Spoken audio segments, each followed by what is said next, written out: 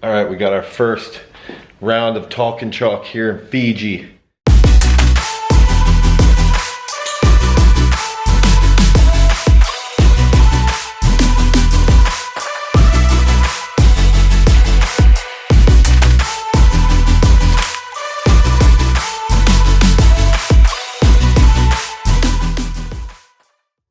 I hurt my back doing deadlifts, says Jay Franks 2.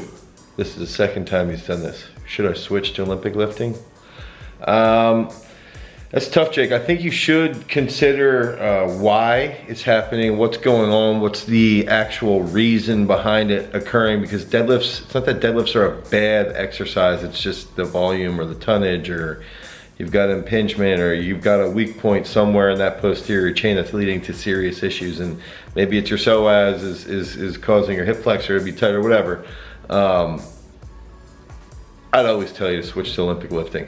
VCU throws squad. Can we get a video of dumbbell shot put throws? Yes, I believe it's one of the first videos I ever put up on the Garage Strength YouTube channel.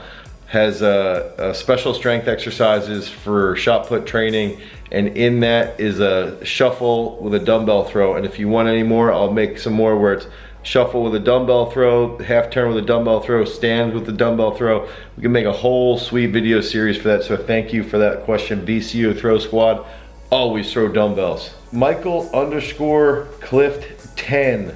Importance of a deload week. Should a week off be beneficial from lifting? I think it's important to right away acknowledge that taking completely off from lifting is a lot different than doing a deload week.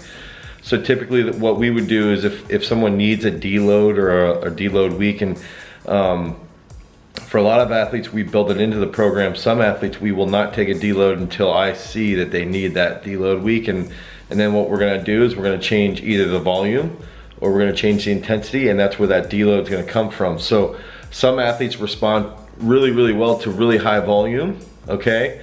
And maybe not as well to really high intensity. So if we see that they're getting banged up, I'll actually decrease their intensity but keep their volume the same, because they respond so well to volume, and they're gonna feel good when they recover from that high intensity. And it can happen the other way. It's that everybody, there's not a one size fits all. That deload is gonna be dependent upon what type of athlete you're dealing with. So are they valuable? Yes, they're valuable depending on the athlete, and you should always try and build them in every 4 to 12 weeks depending on the athlete.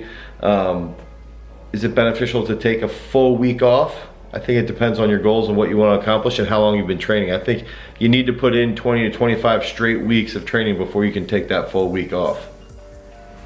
Okay, bad lifts. Would your football off-season program work for someone coming back from an ACL tear? Yes, it would, but you're gonna have to make some alterations to the actual leg day, because there's going to be squats in there, and you're going to have to make some changes to the depth that you're using, the load that you're using. But the upper body day and some of the running stuff that you're going to be doing, the plyometric stuff, as long as that knee feels good, it's really, really good to get you back in shape and to feel strong and to feel healthy while you lead into that long football season. And that's going to be really, really crucial for you coming off a serious injury. Here's my boy Carlos Millen. Where are you at? We should do an interview right now, Smalls. 220. Yeah.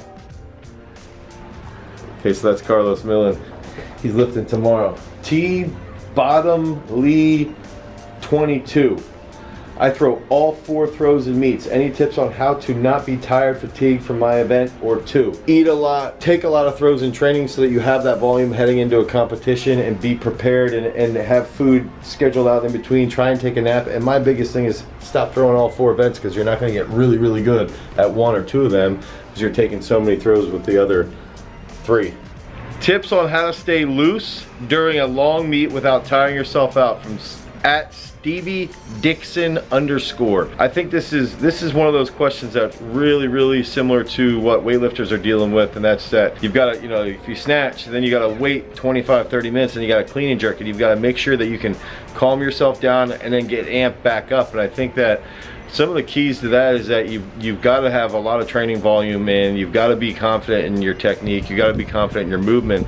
And so if you can really keep keep all that volume in when you're heading into a competition and just slightly taper back, and then make sure that you get a whole bunch of rest, you're getting a whole bunch of food, and then you know how to meditate, because that's one big aspect that you can use to your advantage, is that if you're in a long meet and you got to calm down in between, you know, prelims and finals, or in between snatch and clean and jerk, you can channel your meditation, you can eat some good food, you can take some more caffeine, and then you can wire yourself back up after you calm yourself down. So meditation, eat well, sleep well, lots of volume for training, and that's one of the best ways to prevent being fatigued in a long comp.